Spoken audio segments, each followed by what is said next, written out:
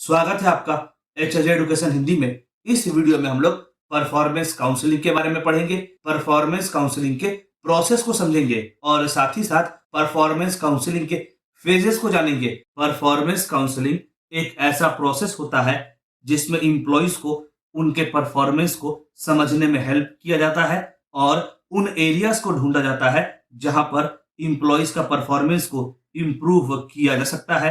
Performance counselling में employees के performance को एनालाइज किया जाता है और यह देखा जाता है कि इंप्लॉइज का वर्क रिलेटेड वीकनेस क्या है और फिर उन वीकनेस को दूर करने का प्रयास किया जाता है। परफॉर्मेंस काउंसलिंग में फोकस प्रॉब्लम पर, इंप्लॉइज के परफॉर्मेंस पर और इंप्लॉइज के बिहेवियर पर होता है। काउंसलिंग में सीनियर इंप्लॉय सबऑर्डिनेट के पास्ट परफॉर्मेंस को लेकर डिस्कशन करते हैं और इस डिस्कशन का एम होता है इंप्लॉइज के परफॉर्मेंस को इंप्रूव करना और इंप्लॉइज के अंदर ओवरऑल इंप्रूवमेंट लेकर आना। इंप्लॉइज के परफॉर्मेंस का स्ट्रेंथ और वीकनेस को एनालाइज करने के अलावा परफॉर्मेंस काउंसलिंग के हेल्प से इंप्लॉइज का पर्सनल और प्रोफेशनल कॉम्पिटेंस यानी क्षमता को भी इंप्रूव करने का प्रयास किया जाता है और इसके साथ साथ परफॉर्मेंस से जुड़े गोल्स और एक्शंस प्लान्स को भी सेट किया जाता है और उन गोल्स को इंप्लॉइज को अचीव करना होता है। यहाँ एक बात ध्यान देने लायक है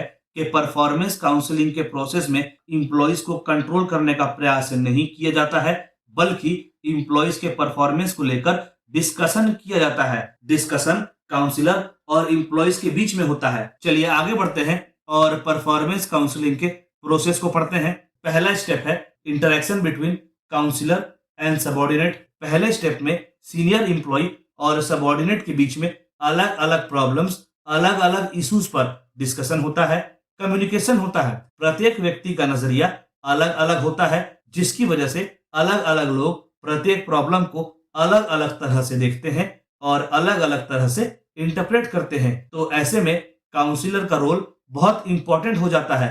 काउंसलर को पेशेंटली सबऑर्डिनेट के बातों को सुनकर समझने का प्रयास करना चाहिए। अच्छा, परफॉर्मेंस के बाद भी या परफॉर्मेंस के दौरान भी काउंसलर और सबऑर्डिनेट के बीच में इंटरेक्शन हो सकता है। इसी इंटरेक्शन की वजह से काउंसलर और सबऑर्डिनेट के बीच में ट्रस्ट बिल्ड होता है और कोऑर्डिनेशन भी इंप्रूव होता है। काउंसलर चाहे तो इंटरेक्शन को इवेलुएट कर सकता है और यह जानने का प्रयास कर सकता है कि सबऑर्डिनेट को काउंसलर की कितनी बातें समझ में आई। अगला स्टेप है एक्सप्लोरिंग इंफॉर्मेशन। इस स्टेप में काउंसलर इंप्लॉइज के परफॉर्मेंस को एनालाइज करता है और परफॉर्मेंस से जुड़ा इंफॉर्मेशन को इकट्ठा करने का प्रयास करता है और यह भी जानने का प्रयास करता है कि इंप्लॉइज का काम से जुड़ा स्ट्रेंथ और वीकनेस क्या क्या है।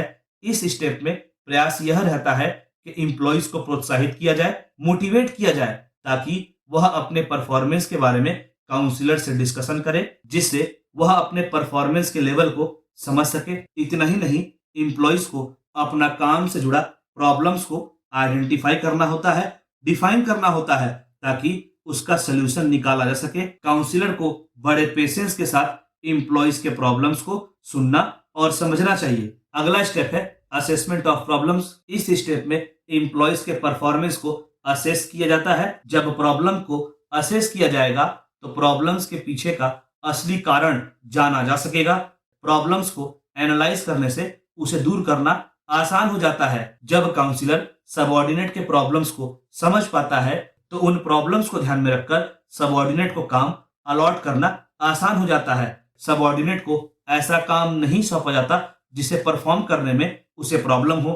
अगला स्टेप है एक्शन प्लान। इस स्टेप में सबऑर्डिनेट के डेवलपमेंट के लिए ट्रेनिंग से जुड़ा प्लान तैयार किया जाता है। प्लान तैयार किया जाता है कि फ्यूचर में कैसे काम को परफॉर्म करना है और कौन से काम को परफॉर्म करना है। प्लान को तैयार करने के लिए अलग अलग इंप्लॉइज एक साथ दिमाग लगाते हैं ताकि नए नए आइडियाज निकल कर सामने आए और अलग अलग ऑल्टरनेटिव्स को खोजा जा सके।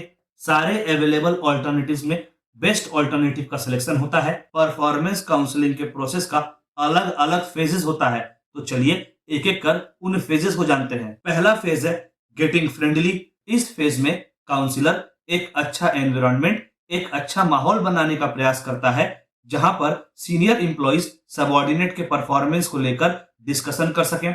इस फेज में प्रयास यह किया जाता है कि सबऑर्डिनेट के अंदर कॉन्फिडेंस डेवलप कराया जाए ताकि सबऑर्डिनेट अपने परफॉर्मेंस, प्रॉब्लम्स, इश्यूज, फीलिंग्स आदि के बारे में सीनियर इंप्लॉइज को या यूं कहें काउंसलर्स को डिटेल में बता सके। सबऑर्डिनेट जब सेफ और सिक्योर्ड फील करता है तभी वह काउंसलर को अपना परफॉर्मेंस के बारे में बताता है।